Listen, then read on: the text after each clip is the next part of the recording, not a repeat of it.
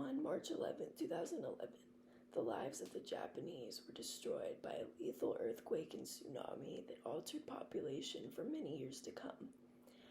Imagine that you are in your beach house with not a care in the world, and suddenly the tide recedes and a monstrous wave comes right for you.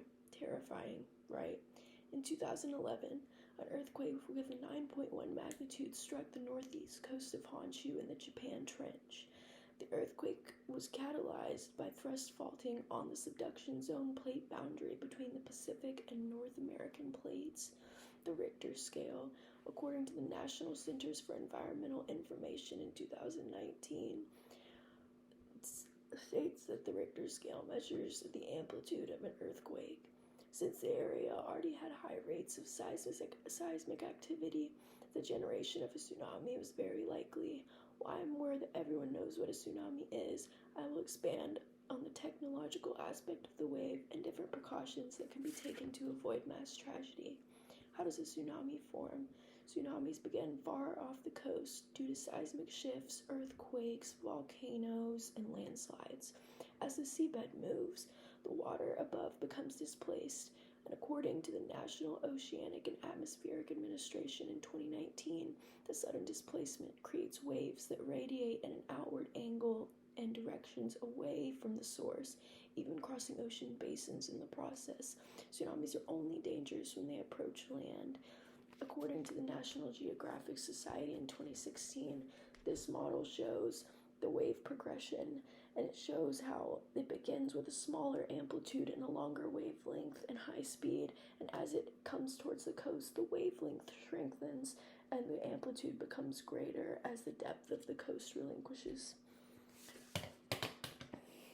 The U.S. Department of Homeland Security in 2019 states that a tsunami slows to about 10 to 30 miles per hour when they strike.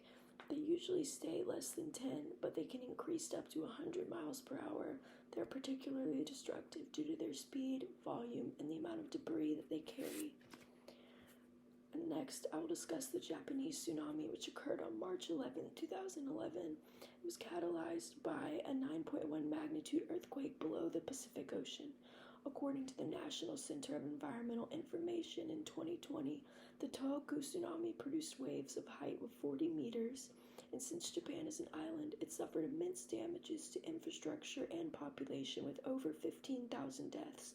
There was irreparable damage done to the homes, railways, roads, and businesses within Japan.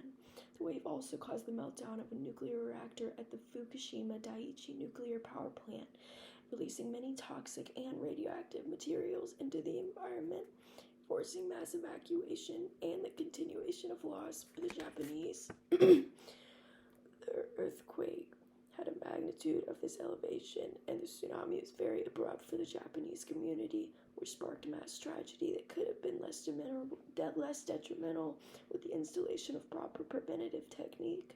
The tragedy predominantly occurred due to the natural environment. There's very little information, and there's very little that humans do to prevent the tragedy. Tsunamis affect communities differently based on their inner bathymetry and topography.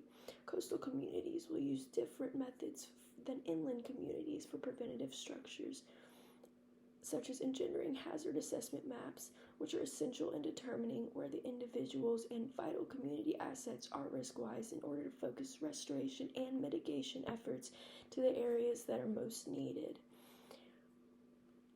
And different things that can be done in order to properly prevent tragedy are publicizing the safety routes, improving evacuation, addressing tsunamis within the building codes of communities, and building evacuation structures.